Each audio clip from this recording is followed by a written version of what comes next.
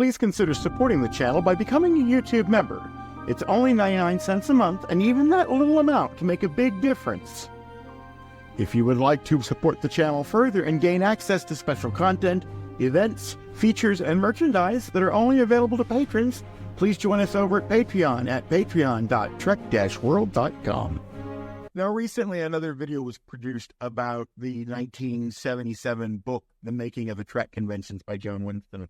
This was not to be Joan's only outing. She also was involved in another 1970s book that we all had as Gen 1, but we may not have today. It was one of the books that was not likely to be reprinted after the Pocket Books takeover in 1980, and in this case it was simply called Star Trek Lives. There are a few phrases that a Gen 1 person can hear that evoke a specific feeling of a nostalgic time, sort of like sniffing the inside of the top of a Yankee Candle's glass when you're at the mall. If you've never done that before, you really need to do it. That's the best way to smell those candles.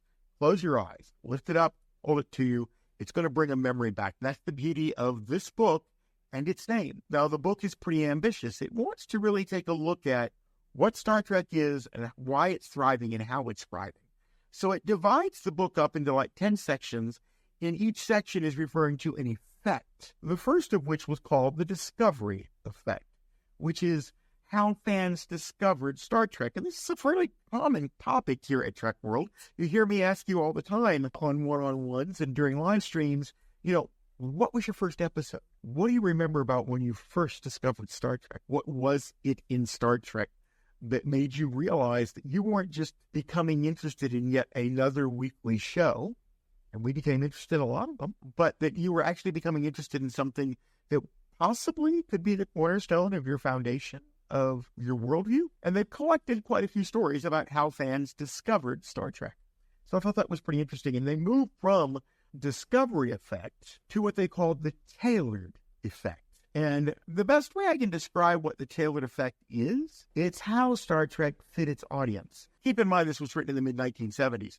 The United States population at that time was approximately 220 million people. In order for a show to be considered successful at that time, it must be watched by approximately 20 million people, which is roughly 10% of the population. However, a book or a record must sell 1 million copies to be considered a runaway bestseller. And at that time, the average science fiction book in the United States sold maybe 40,000 copies. Notice the delta gap in popularity. That stretch between 40,000 copies and 20 million people being the benchmark for a successful TV show was bridged by Star Trek. And that's pretty damn impressive. Now, I think, and they actually talk about this, but I think one of the things that was really surprising for most of the world back then about Star Trek was that it actually had a fandom. If you think back to the 1970s, there were people who were fond of the Three Stooges, Elvis, the Beatles, but notice that those were personalities. There weren't very many fans of television shows that had that kind of devotion that was shown towards personalities. Star Trek was a remarkable exception. And this particular section of the book, which I said was the Tailored Effect, talks about some of the ways that Roddenberry, and this is one place where you really got to give Gene his due, that Roddenberry did things that were very unusual in order to try to appeal to the current mass audience at the time.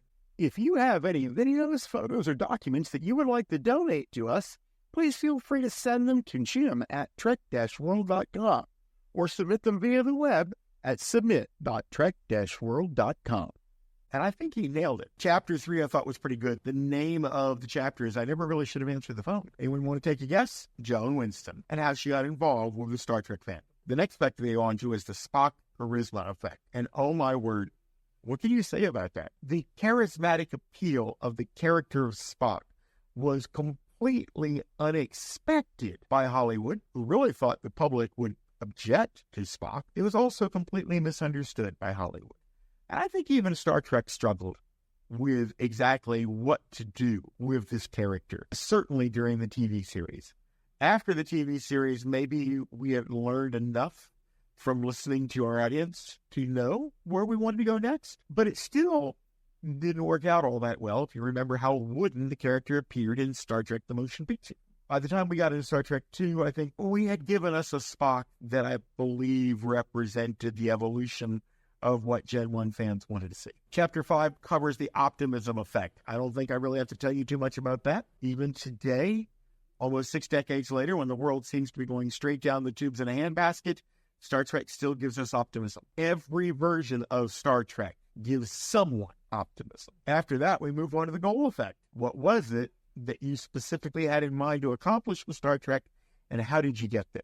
Again, this is pretty much a look back at Roddenberry again, but there is input from Shatner and some of the other actors as well, because they also had goals throughout this. They were treated to another Joan Winston chapter, which I so like, and that was, beauty may be only skin deep, but chopped liver can get you anywhere, or 6 glorious days on the Star Trek set. And it's pretty much exactly what it says. It describes her visit to the Star Trek set while it was still in operation. The next chapter is What Are They Doing Now, which is the obligatory, this is where people have gone after Star Trek. I think we all pretty much know where that went. And then chapter 9 comes up, and it's the do-it-yourself Trek. And it's the first time, I think, that a mainstream media book references fan fiction. It talks about all of fan fiction.